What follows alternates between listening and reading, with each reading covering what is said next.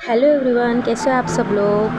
तो चलिए आज एक नई रेसिपी के साथ सिया मम्माज किचन लेकर आई है आपके बच्चों के लिए एक नई और इंटरेस्टिंग रेसिपी। तो जी हाँ, आपने बिल्कुल सही सुना। क्यों ना हम बच्चों के इन गर्मियों के छुट्टियों को बनाते हैं और भी ज़्यादा मज़ेदार।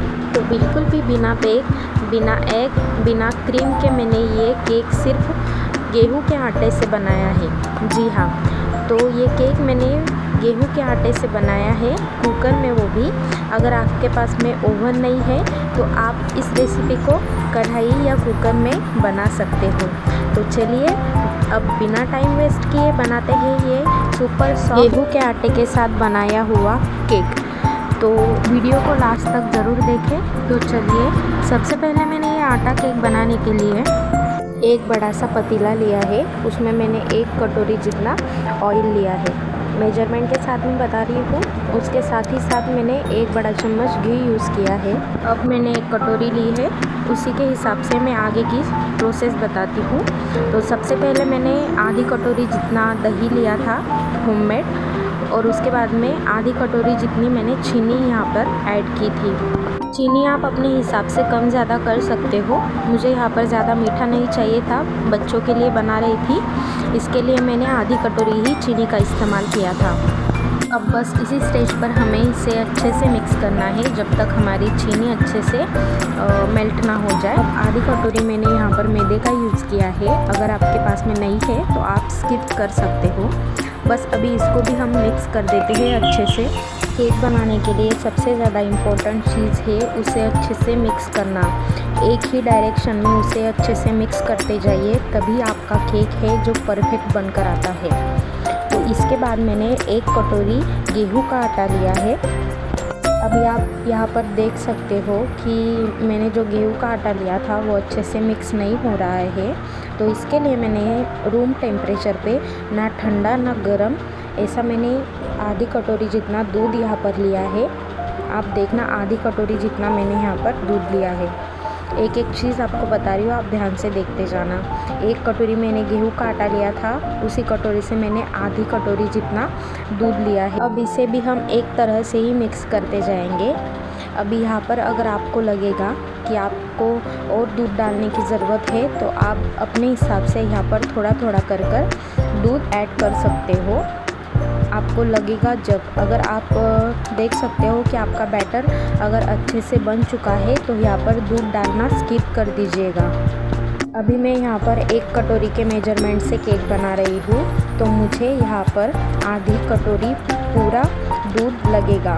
तो मैं यहाँ पर थोड़ा थोड़ा कर मैंने यहाँ आधी कटोरी जितना पूरा दूध यूज़ कर लिया है केक में। अभी ये बैटर हमें अच्छे से मिक्स करना है। आप देख सकते हो मेरा बैटर तो रेडी हो चुका है।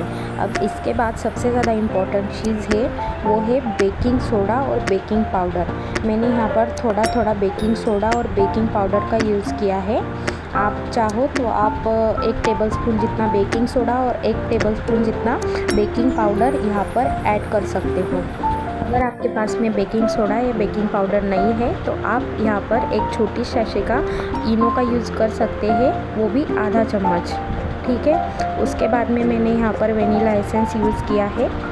मैंने 1 और आधा चम्मच, 1.5 चम्मच मैंने यहाँ पर वेनिला एसेंस का यूज़ किया है। इससे हमारा जो केक है उसका फ्रेग्रेंस अच्छा आता है। अगर आपके पास में वेनिला एसेंस भी नहीं है, आपके पास में जो भी फ्लेवर है वो फ्लेवर आप इसमें ऐड कर सकते हो। अब इसके बाद में मैंने यहाँ पर टूटी फ्रूटी का यूज़ किया है, जो कि केक के अंदर मैं यहाँ पर यूज़ कर रही हूँ।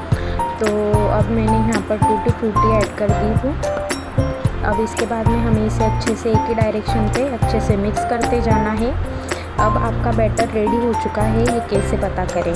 तो इसके लिए जैसे आप अपने बैटर को इसे ऊपर की तरफ करते हो और नीचे आपको रिबन जैसा बनते हुए दिखा तो समझ लीजिए आपका बैटर रेडी हो चुका है। तो आइए हमारा केक देखते हैं। तो यहाँ पर मैंने हमारा जो बैटर था वो रेडी हो चुका है। अब इसके बाद में मैंने एक कुकर लिया है। अब हम इसे गैस पर चढ़ा देते हैं। मैंने कुकर का यूज़ किया है। अगर आपके पास में कुकर तो सबके घर में ही अवेलेबल होता है। अगर आपको नहीं बनाना है कुकर में तो आप कढ़ाई का भी यूज़ कर सकते हो। कढ़ाई में भी ये प्रॉपर तरीके से बनकर आता है। तो इसके लिए मैंने सबसे पहले कुकर में मैंने यहाँ पर सॉल्ट का यूज़ किया है। 1 कटोरी जितना मैंने यहाँ पर सॉल्ट यूज़ किया है। इसको मैंने अच्छे से चारों तरफ से फैला दिया है। अब इस स्टेज पर ध्यान देना है कि आपका जो कुकर का ढक्कन है उसकी जो सीटी है वो आपको बस निकाल लेनी है और इसका जो रबर है वो भी आपको निकाल लेना है। अब बस इसे ढककर आप 5 से 7 मिनट तक इसे गर्म होने के लिए छोड़ दें।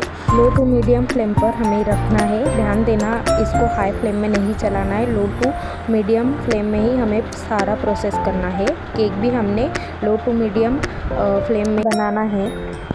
यहाँ पर मैं घर के कुछ चीज़ों से ही आपको केक बनाना सिखा रही हूँ। तो मेरे पास में यहाँ पर केक टिन नहीं था, तो मैंने चाय बनाते हैं उस पतीले का इस्तेमाल किया है। आप अगर आपके पास में केक टिन है तो आप उसका भी इस्तेमाल कर सकते हो, नहीं तो ऐसी भारी तले का आपको पतीला लेना है और उसमें आप केक बना सकते हो बढ़िया से।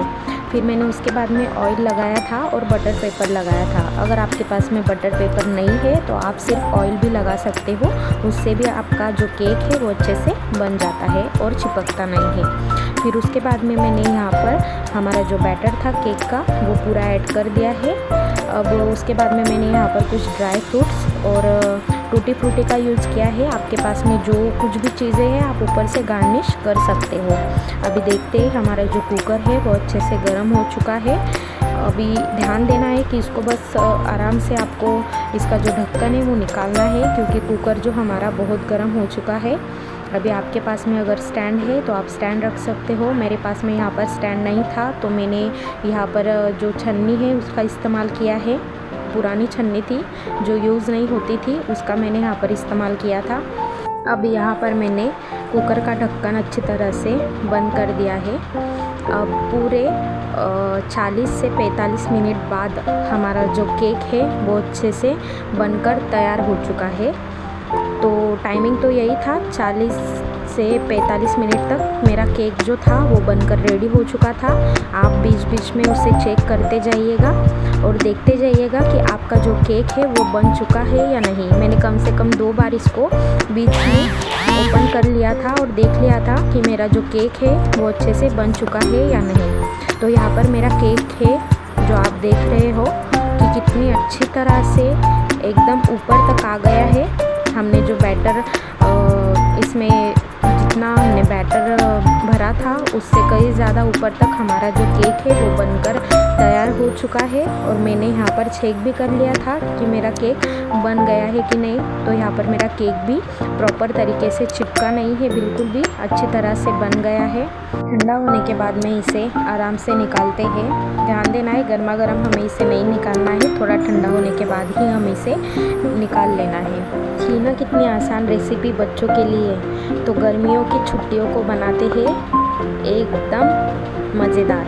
और जाओ अपने बच्चों के लिए बनाओ ये घर की चीज़ों से होममेड केक। मिलते हैं ऐसे ही नई वीडियो के साथ, तब तक के लिए